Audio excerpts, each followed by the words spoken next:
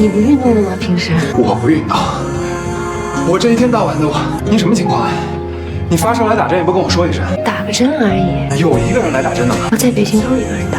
这样不是生气了吗？我生不生气我也不会不管你啊。小春想在红豆离开前请他吃顿饭，却没想到谢之遥也跟了过来。小春不想让他进去，因为这家店的老板就是自己之前跟他介绍的一个相亲对象。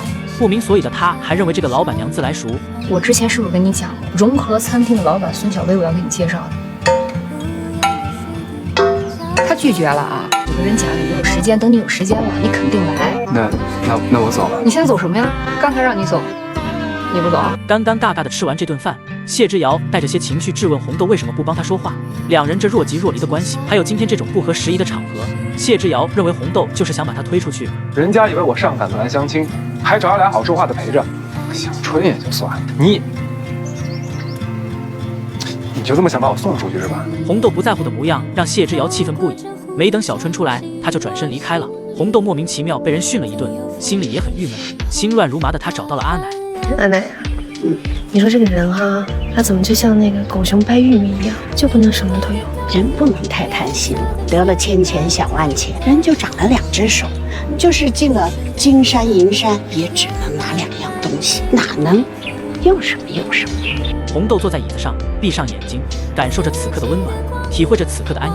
傍晚，谢之遥一个人在家里煮东西吃，抬头看到红豆那屋没有亮灯，接到娜娜的电话，才知她发烧了。听到这个消息，他穿着拖鞋就火急火燎地跑了过去，于是就出现了开头那一幕。谢之遥刚准备发飙，又觉得现在不是讨论他怎么来的。你什么情况啊？你发烧来打针也不跟我说一声？打个针而已，告诉你干什么？有一个人来打针的吗？我在北京都一个人打。红豆还是想让他放心，就说也不是什么大病，毕竟自己一个人都习惯了。谢之遥觉得红豆有些油盐不进，永远都是有事情一个人担着，坚强的让人心疼。他抬手探了下红豆的额头，发现退烧以后，这才放下心来。红豆因为下午相亲的事给他道了个歉，谢之遥也反省是自己的问题。红豆觉得小薇各方面条件都不错，建议他可以尝试着交往。我闻到了什么味儿？消毒水的味道。是酸味。有病啊你！回到小院后，谢之遥亲自给红豆煮了碗面，两人相处的模式像极了一对恋爱中的情侣。娜娜和胡有余在不远处观望，越发觉得两人之间肯定有故事。第二天，红豆帮小春接待了小院的新住户白曼君，他对红豆的印象很好。当得知红豆很快就要离开时，不免感慨他们没有缘分。可红豆认为只要相遇就是缘分。这边星星和谢之遥帮村民调解矛盾，红豆看着他被抓伤的脖子，就叫他来房间帮他擦药。红豆的屋子里被箱子堆满，东西应该收拾的差不多了，离别的情绪和氛围都到位了。这大爷指甲够狠的呀！你是没看那指甲，抽烟都熏黄了，指甲缝里都是黑的。你消毒就消毒，你别吹。就觉得你这个人刚刚好，是我喜欢的类型。和你在一起的时候，每天都觉得特别的开心，开心到有点难过，因为我认识你的时间和地点不是那么的刚刚好。在海边一个有风吹过的地方，在晚霞和落日的见证下，有一个人认真的喜欢过你。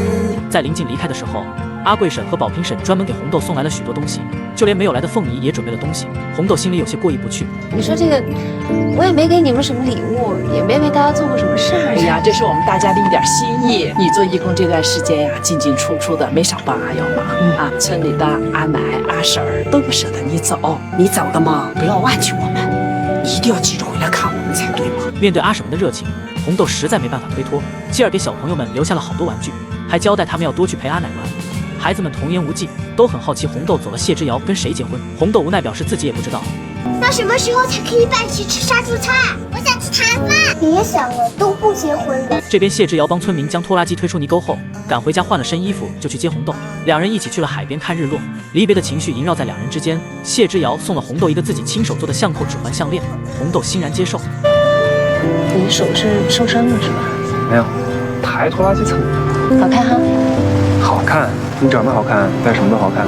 即将离别，有些话也总是说出口，因为不说出来，那就只能永远的藏在自己心里。谢之遥鼓起勇气向红豆表白。第一次见你的时候，觉得这个人端正又朴实。再接触吧，小倒霉啊！每次拜托你办点什么事儿呢，嘴上100个不乐意，但心肠又软。就觉得你这个人吧，刚刚好，是我喜欢的类型。和你在一起的时候，每天都觉得特别的开心，开心到有点难过，因为我认识你的时间和地点不是那么的刚刚好。谢之遥有时会后悔，倘若当初在北京认识红豆，或许结局就会变得不同。最后的最后，我想再送你一段情，在海边一个有风吹过的地方，在晚霞和落日的见证下，有一个人认真的喜欢我。红豆听得眼眶红红的，泪水马上就要奔涌而出，有感动，也有遗憾。谢谢你啊，礼物我很喜欢。去过你想过的生活吧，祝你幸福。离别的时刻来临，红豆跟小院的朋友们逐一道别，谢之遥亲自开车送她去机场，两人一路无言，但心里却各有想法与期待。我看着你进去。不好意思，算了，走吧。还是抱一下吧。这种情绪瞬间涌上心头，这一走，谁都不知以后会怎样，也可能就再也见不到了。谢之遥看着红豆进去，红豆也频繁回头，直到看不见那个人，心里真的一下子就空了。所有在此刻全部变成了回忆。红豆回家之前，先去探望了男星的父母，两位老人热情地招待了他。红豆也大方地录着视频，打算分享给自己父母，转手打算发给谢之遥。想了想之后，还是没有发出去。这边谢之遥看着小夏拍的日常，笑得极其开心。看完之后，也打算转手发给红豆，但点发送的时候也顿了一下，或许两人都没有想好要不要继续联系。这时阿奶给他端来鱼汤，看着屏幕上还放着红豆的照片，就劝他跟红豆多联系。没事联系什么呀？你要是不联系的话，那就把这个换了。行，我一会儿就换。哎呀，你怎么一点都不像我呀？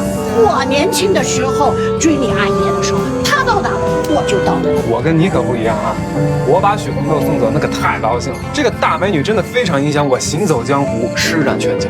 看你嘴硬到什么时候？王之南真的非常的过分。他的第一个生日，我只要想想都知道，肯定是要准备礼物一起过呀。结果今天5点的时候，我去取了蛋糕，我还特意为他做了个造型。他跟我说，他请假回家过生日去了。自从红豆离开后，谢之遥的脾气那是相当暴躁，看啥都不顺眼。这不就是茶叶吗？哦，茶叶就能扔啊？茶叶不会碎，茶罐不会瘪啊？你要干什么？不就摸了你一下吗？你差点踢到人家，踢到人家阿爸是要赔偿的。咱们家有多少贷款，你知不知道？今晚没饭吃啊？你考个14名卷，跟你阿妈顶嘴了。那你要考上清华北大，全家得跪着你是不是？大家都能感受到他的变化。面对村民又发生矛盾的时候，他也不好言相劝了，而是直接硬刚。而这边时隔数月，红豆终于回到久违的家，爸爸妈妈做了他最爱吃的手擀面，一家人边吃边聊，好不热闹。等到半夜，红豆翻看朋友圈，开始有些怅然若失。他和谢之遥明明关心着对方，却又不知如何发送第一条消息。而在另一边，小晴忍不住向谢之遥抱怨男朋友的不解风情。本来自己想给他生日惊喜，结果他直接跑回家去了。杨冠军安慰他说，两个人就算谈恋爱，也应该留一些空间的。杨冠军，你跟我说话的时候注意一点，论辈分，我可是你小姑。我们家宝国宝叫你姐，我叫你小姑啊。你要是说我对，那我可以叫你冠军哥；你要是说我不好，我就要跟你论辈分。谢之遥听得心烦意乱，便火上浇油的怂恿小晴分手。我们家小晴打扮得这么漂亮，还买了蛋糕，结果呢，杨志南他回家了。你知道这说明什么吗？说明什么？说明他心里根本没有你。我要跟他分手。分手！现在立刻马上跟他打电话说分手。谢之遥告诉他要忘掉感情的烦恼，把重心都回归到事业上。此话一出，小晴哭得更厉害了。我看你就是自己没对象，看别人成双成对的嫉妒。不许你这么跟阿瑶叔说话，全世界只有阿瑶叔站在我这边。阿瑶叔永远站在你这边。阿瑶叔，要么你娶我吧。小晴的话把他吓得愣在原地，稍不留意鱼刺卡在了喉咙里。两人赶紧送他去诊所取鱼刺。谢之遥拍照发朋友圈，想让红豆看到后心疼一下自己。奈何整整1晚过去都没有收到红豆的任何消息，心里不免有些失落。谢之遥大早上就开始叹气，他跟阿奶说临行前自己向红豆表白了。阿奶一听立马让他主动一点，脸皮厚一点。人家既不网恋也不异地恋，那你就辛苦一点。云南飞到北京，北京飞到云南，有钱，阿奶给你存钱了。您给我存钱？存了多少？你等着。看着阿奶存折上的数字，谢之遥有些震惊，心里非常感动。红豆走对你们俩都有好处。你们年轻人吧，热得快，凉得也快。他一走，冷一冷。要是互相还惦着念着，那就想想以后的路该怎么走。红豆讲着自己在云苗村跟谢之遥的趣事，许爸许妈也旁敲侧击地打听着他的消息。看着红豆的心思，很快谢之遥就收到红豆寄过来的桃子，为此也是高兴不已，人也恢复了从前的开朗。可他的这些改变，在阿婶们看来又是另一个意思，误以为他已经彻底释怀。大家感慨男人就是薄情寡义，其实谢之遥正在到处拍大家吃到桃子的欢喜样子。我很觉得我们家有工具人。工具人也就算了，我现在就担心这么想通。会不会被许红豆拐过腿进去？哎，你好，我叫谢。你好，我叫许红豆。你这什么表情啊？吓着了。谢之遥啊，你不会吧？激动的要哭出来了呀，你。你怎么还搞突然袭击啊？一大早，星星就收到一个特别兴奋的消息，韶华书屋要在云苗村开建了。谢之遥也赶紧把这个消息告诉了红豆，红豆也是由衷的感到高兴。谢之遥鼓起勇气把心里的想法说了出来。如果，我是说如果，等这2年书店建成了，这边也有了更大的发展前景，你能不能考虑一下过来发展？当然，你不考虑也没有问题的。我考虑一下。红豆没有拒绝，就说明自己还有希望。也正因为如此，杨冠军察觉到谢之遥这段时间笑容明显多了。你看这书店的事一落实，你整个人就好了。前段时间你那都是什么呀？不正常。我有一种预感，过2年书店顺利建成了，我就有老婆了。正当两人说话间，小晴穿着漂亮的裙子跑来显摆，只因跟男朋友已经复合。你跟杨志南不是分了吗？谁谈恋爱不闹几次分手啊？你不吵架，不分分合合，恋爱谈得清汤寡水的，有什么意思？爱情就是要经受住捶打，经受住考验，但你也不能总考验，别动不动就分手。不是你让我分的吗？我让你分你就分，你2把让你分你怎么不分啊？那会儿在气头上，也不是真的想分。毕竟我家杨志南那么帅，又那么老实，可不能便宜了其他人。恋爱中的女孩充满着甜蜜，还不忘劝说谢之遥尽快解决终身大事。虽然你很老了，也有点黑，但你要相信，就算是野百合，也会有春天。谢之遥坚信自己会有老婆，小晴越听越觉得他有些不对劲，悄悄地坐远了些。这边红米回来探望父母，一家人得以团聚。红豆趁机宣布自己的决定：爸妈姐，我想把云苗村那个已经建好的民宿盘下来，然后我现在已经找到了愿意一起出资的合伙人。家人们好像对此并没有感到意外，但是很快就转移了话题，并假装忙碌起来。支持与否根本没有回应。红豆心里没底，半夜悄悄溜到姐姐房间询问她的看法。红米说，其实家里人都知道她的心思，每次她提到云苗村的事情都会很开心，还跟谢之遥互相寄特产，每天黏黏糊糊的打电话，就知道2人早晚会在一起。经历过男星和表妹的意外，许妈妈认为孩子只要身体健康平安就好。你说我这次创业，要是恋爱也谈崩了，事业也搅黄了，我该怎么办？活在当下。你还有别人没有的武器哦，姐姐。经过慎重的考虑之后，红豆决定重新出发前往云苗村。爸妈还像以往般各种叮嘱，虽然红米表面佯装不在意，实则心里非常关心妹妹。当红豆离开后，母女俩站在阳台上看着她远去的背影，强忍着分别的悲伤。娜娜收到消息后，亲自来机场接红豆。反观谢之遥还在带着小葫芦看舞狮，根本不知红豆已回云苗村。阿奶，红豆，哎呀，你怎么回来了？那个阿瑶没告诉我呢，我还没告诉他，回头慢慢跟你讲。阿奶明白，小情侣之间要有这种惊喜存在。谢之遥正驮着小葫芦高兴地看着舞狮，小葫芦一眼就看到了红豆，可当谢之遥转头时，却什么都没看到。他以为小葫芦看错了，原来红豆刚好蹲下跟一个小朋友说话，嘱咐他去叫谢之遥。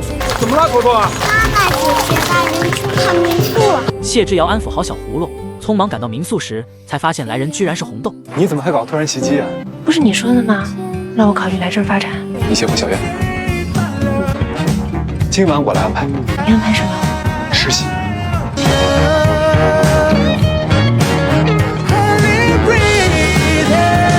说清楚，我们现在到底算什么关系？你有病啊！大半夜爬窗户这么高下去怎么办？谁让你不给我开门的？我开，我现在就开。哎，不用开，就在这儿，能不能亲？你别笑，到底能不能亲？红豆重回云苗村，谢之遥忍不住向她表白，岂料红豆突然阻止。可谢之遥思来想去，还是站在窗下示爱，并且如实道出自己的实际情况。我们耍朋友好不好？不耍，不耍，不耍，不是，上次也不耍，这次也不耍，你难不成让我3顾茅庐啊？我不是跟你说了明天说嘛？哎，明天起来对不对？你让我化个漂漂亮亮的妆啊，穿得好看一点，在海边你表个白，我答应。还能亲一下？你现在去给我开门，鬼才给你开门！你继续憋着吧你啊！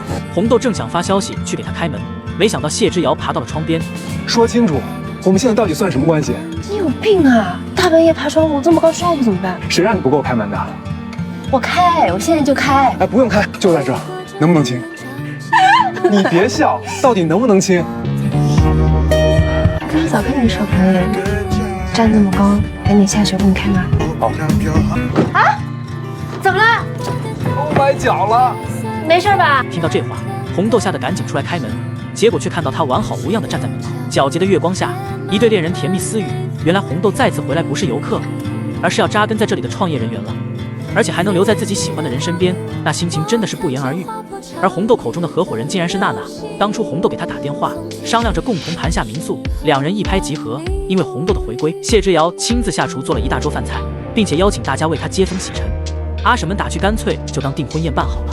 阿瑶说了，等书店建成了，村委会给他发媳妇儿。你还麻烦村委会干嘛呀？自个儿努力吧。陈冠军又编排我什么时候说过这话？干得好，还发对象啊？那等民宿开起来了，也给我发一个呗。发，把夏夏发给你行不行？人家是老板，能看上夏夏。我不嫌弃，等到民宿开起来了，去你家拿。我跟你讲啊，不嫌弃，随便拿。晚上，红豆给妈妈打电话，意外得知妈妈给自己包里塞了一张卡，这也让她感受到了爸妈满满的爱意。所有人都在支持她，她并不是孤身一人。这时，谢之遥打来电话，察觉到她的情绪不高，在得知红豆的心事后，主动讲土味情话哄她开心。你这个人走路怎么不看路啊？那要不然怎么会撞到我的心上呢？继续。我能不能在你的每一块地啊？什么地？你对我的死心塌地。这边小春的前夫罗全来接小胡了，通过女儿得知有人在追小春，心里很是忐忑。罗全离婚后没有想过再婚，始终还抱有复婚的希望。而小春是个急脾气，觉得他性格过于优柔寡断。临走时，罗全还不忘给小春各种叮嘱。行了，你赶紧走吧，路上注意点安全。哎，小春，你有什么话能不能一气儿说完？你自己注意身体，别太拼了啊！这边村里的阿婶们正讨论着家长里短时，红豆过来帮忙。谢之遥看到红豆眼睛都亮了。今天大家发洋芋，到处脏兮兮的。我来帮忙。妈，你还嫌弃我碍事儿？他还嫌弃你啊？他巴不得你来的，他高兴来了呢。人家过来帮忙，你们还打趣人家。从大家的聊天中，红豆得知了小春和罗全的一些事。阿婶们又聊到胡有余和小白，在他们眼中，胡有余整天不务正业，还油嘴滑舌，根本配不上小白。但红豆和谢之遥觉得胡有余为人比较仗义。奈何阿婶们不赞同二人的观点，还没等把话说完，谢之遥接到胡有余电话，听闻他被人堵住，立马带着红豆赶了过去。不，等会儿，先说清楚抢了谁的女朋友。